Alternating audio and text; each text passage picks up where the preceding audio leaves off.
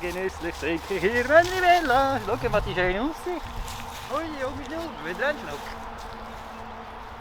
Da dürfen wir da die Wasserqualität überprüfen.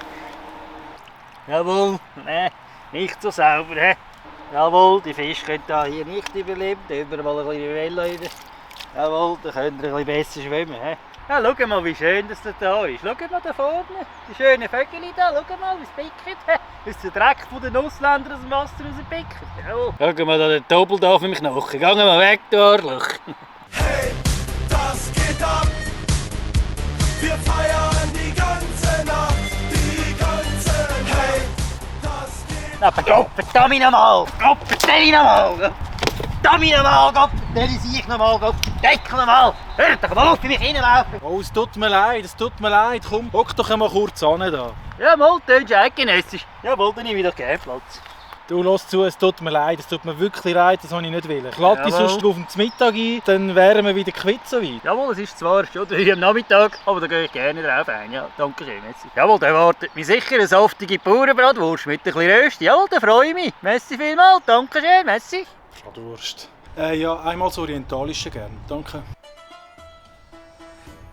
Das ist ja komisch, da ist alles ein bisschen eng da. Sind Sie verkocht da, oder was? So, hier haben Sie Ihr gutes Essen.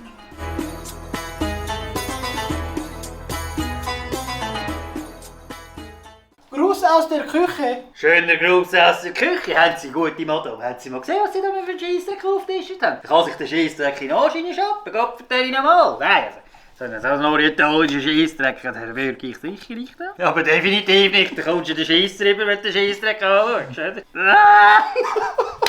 Nein, Alter! Du musst schnell mein Mundwerk wechseln. Oh. Nein, aber das... Nein, Entschuldigung, aber so ein Scheissdreck kann bewirken.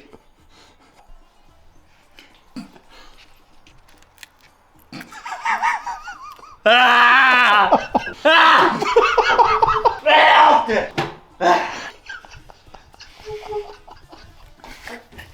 Nein, das ist doch ein fertiger Bürgerhaus. Wer ist denn der Scheissdreck? Entschuldigung, ich gehe eine Berner Röstung fressen. Fressen Sie den Scheissdreck selber.